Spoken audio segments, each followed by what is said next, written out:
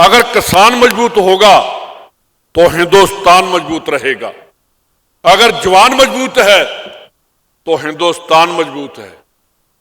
मेरे सामने बैठे हैं ओपीएस वाले, पहली स्टेट है। मैं मुबारकबाद देना चाहता हूं चीफ मिनिस्टर साहब आपको, आपने एक रास्ता खोल दिया पूरे हिंदुस्तान के लिए ओपीएस 1 पेंशन स्कीम वाला। आपकी तर्ज पर जब हमारी सरकार हिमाचल में आई, सबसे पहले कानून पास किया हिमाचल गवर्नमेंट ने, और बीजेपी ने उसी टाइम बंद कर दिया कि अब ऐसा कोई हुक्म नहीं होगा। क्यों, क्या बात, इनको 1 पेंशन 1 रैंक जो है इनके क्यों नहीं होना चाहिए?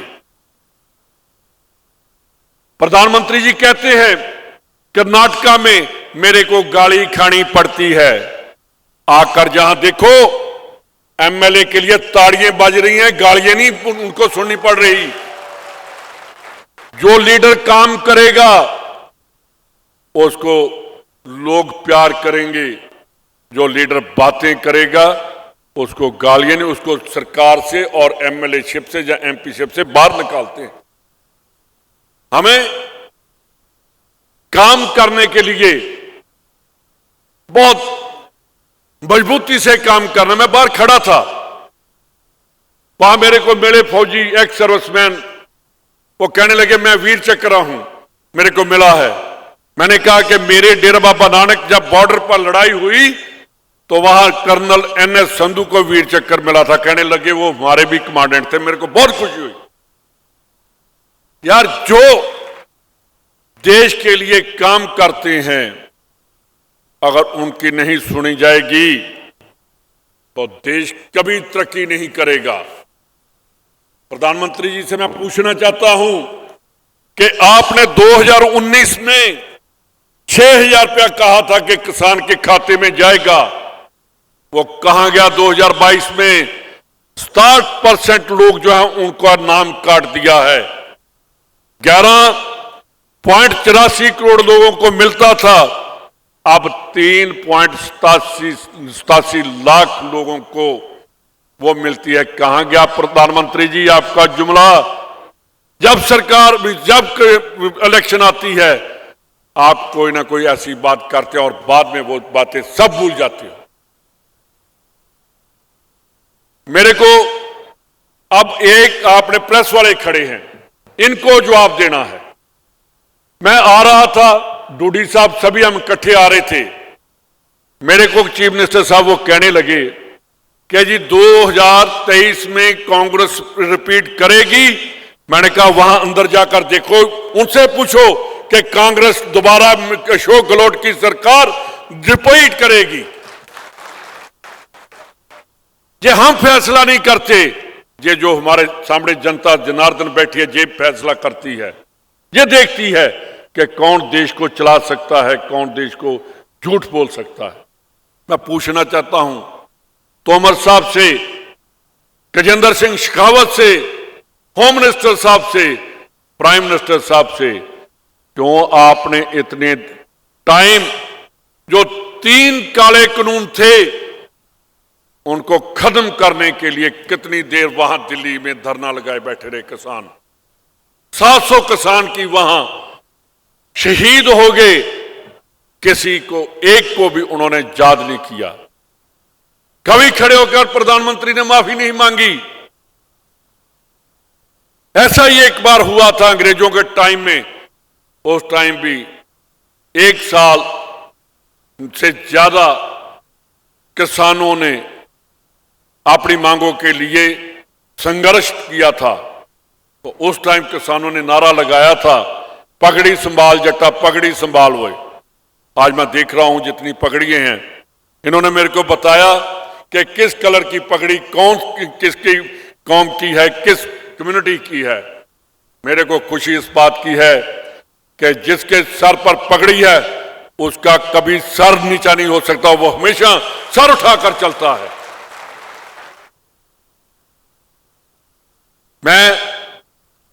कल मेरे को परसों सीएम साहब ने कहा, मैंने कहा बहुत दिन मैं अपने एरिया में नहीं गया। इन्होंने कहा कि आपको जहां आना होगा, तो मैंने सोचा चेतन जी के छोटी मोटी कोई कॉन्फ्रेंस होगी, मीटिंग होगी, तो आज मैंने आपको देखा कि पूरे किसान इस एरिया के जहां बैठे हैं,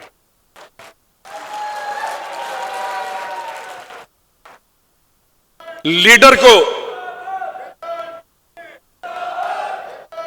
की एक ही खुराक होती है कि अगर उसके पीछे पब्लिक है वो कभी पीछे मुड़कर नहीं देखता। तो मैं चेतन जी आपको कहता हूं कि आप इनको धोखा मत कभी देना। इनकी वजह से हम यहां खड़े हैं। ये हमारे लिए ताड़ियां जब लगाते हैं तो ये समझते हैं कि हमारा लीडर हमारे लिए काम करता है। काम करते रहो, आपको इससे भी बड़ी जिम्मेदारी सरकार देगी। एक कांग्रेस ऐसी पार्टी है जो काम करने वालों का स्वागत भी करती है और उसको उसके काम करने से ज्यादा सत्कार देती है। कोई क्या देते हैं कि जी क्या हर पार्टी में ग्रुपिज्म है, हमसे ज्यादा बीजेपी में है। कितने लीडर हैं वो अभी बोलकर गए हैं। अध्यक्ष जी, आपके डिस्ट्रिक्ट में जो राजेंद्र राठौड़ के क्या जो नेता हैं, आप सभी अगर इकट्ठे हो जाओ वो दोबारा जीत नहीं सकता और जवाब भी हमें देना आता है। प्रधानमंत्री जी ने आज पार्लियामेंट का नींव पत्थर रखा, वह ओपनिंग की, हम सभी सत्कार करते हैं। पर हम ये भी चाहते हैं कि जिस सदन को बुलाने के लिए राष्ट्रपति अपने सिग्नेचर करके भेजता है, वहां उस व्यक्ति से, राष्ट्रपति से उसका फाउंडेशन स्टोन होना चाहिए था। कहां गया संविधान? महात्मा गांधी, जवाहरलाल नेहरू, नेताजी सुभाष चंद्र बोस, लाल बहादुर शास्त्री, सरदार पटेल, सरदार भगत सिंह, चंद्रशेखर आजाद, जिन्होंने कुर्बानी और अपना पूरा जीवन देश को आजाद करने के लिए लगा दिया। कहां थे उस टाइम बीजेपी वाले? कहां थी आरएसएस?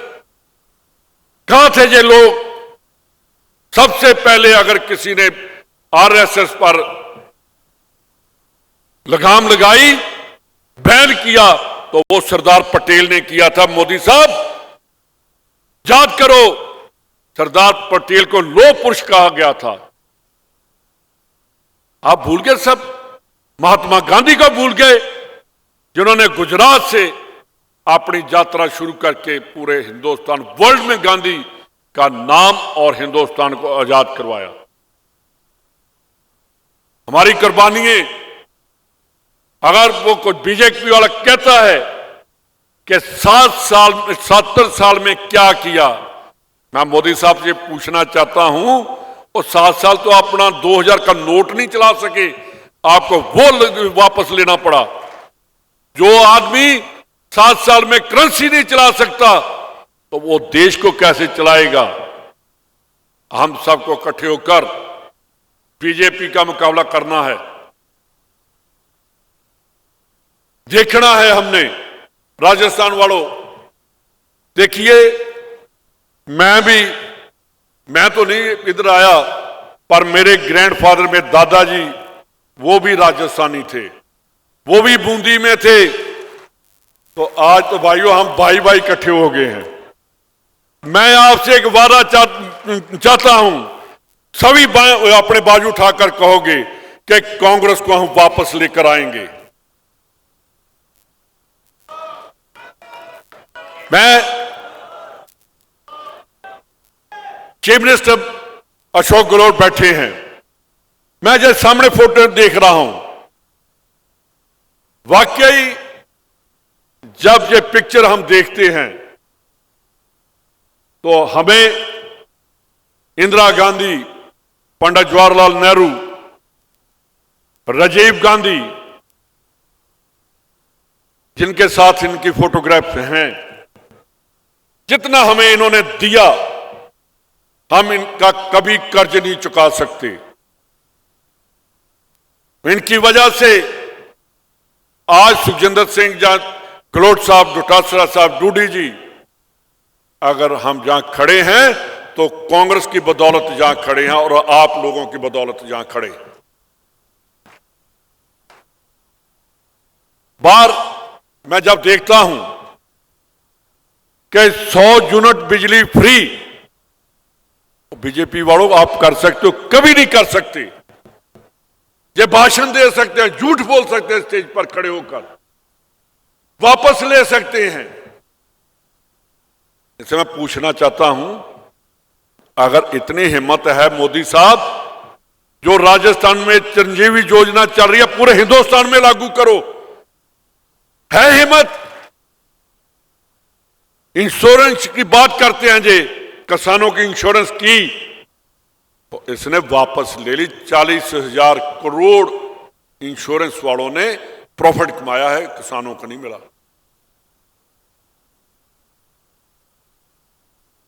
कहते हैं कि उसकी राहुल गांधी की मेंबरशिप खत्म कर दो, उसका क्या कसूर है? वो हिसाब मांग रहा है कि जो अडानी है इसका पैसा कहां से आया और किसने दिया। जो ललित मोदी है, नीरव मोदी है, वो बाहर क्यों भाग गए, उनका हिसाब कराना चाहते हैं, हम करना चाहते हैं। ये तो हिसाब होगा और 2024 में आप लोग हिसाब करोगे गवर्नमेंट ऑफ इंडिया के साथ कि हम चोरों के साथ नहीं हैं। आप फैसला करोगे 2023 में राजस्थान की जो पब्लिक है, जनता है, 23 में हमारी सरकार बनाएगी और 24 में राहुल गांधी हिंदुस्तान के प्राइम मिनिस्टर, हम राजस्थान के जो रास्ता खुलेगा वहां से जीत कर जाएंगे। 3 स्टेट्स की सरकार इलेक्शन होनी है। कर्नाटका में जो जवाब दिया, राजस्थान से उसके डबल हम लेकर आएंगे और ज्यादा जीत लेकर जहां से जाएंगे। इन्हीं शब्दों के साथ मेरे को डूडी साहब ने बताया कि वीर तेजा जी महाराज वो सबसे सामान्य जहां के किसानों के मसीहा है, जो अपने पूर्वज को जो याद करते हैं, वो कौम कभी फेल नहीं होती, वो कौम जिंदा रहती है। मैं भी जो पहले गुरु ग्रंथ साहब के, गुरु दरबार साहब के पहले सीएम साहब हेड ग्रंथी बने थे, बाबा बुढ़ा साहब, वो भी रंधावा थे। और पहली जो हमारा जब हुक्मनामा लेते हैं तो हरमंदर साहब में सबसे पहले बाबा बुढ़ा साहब जो रंधावा है, उन्होंने हुक्मनामा लिया था। आज भी पूरे सत्कार से पंजाब में बाबा बुढ़ा साहब का सत्कार है और हम हमेशा आगे जाते हैं, पीछे नहीं कभी आए। और मैं यही कामना करता हूं कि वीर तेजा जी महाराज आप लोगों के ऊपर और खास करके मेरे ऊपर करेंगे कि एक किसान का बेटा पंजाब से उठकर उनकी जमीन पर माथा टेकने के लिए आया है। मेरे को भी उनका आशीर्वाद उतना ही मिलेगा जितना आप लोगों को मिला है। बहुत बहुत धन्यवाद, बहुत मेहरबानी। एक बार दोबारा चेतन डूडी को मैं दोबारा मुबारकबाद देता हूं कि आपने ये बहुत बड़ा फंक्शन किया और हम सबको बुलाकर इनके दर्शन पर बहुत मेहरबानी। जय हिंद।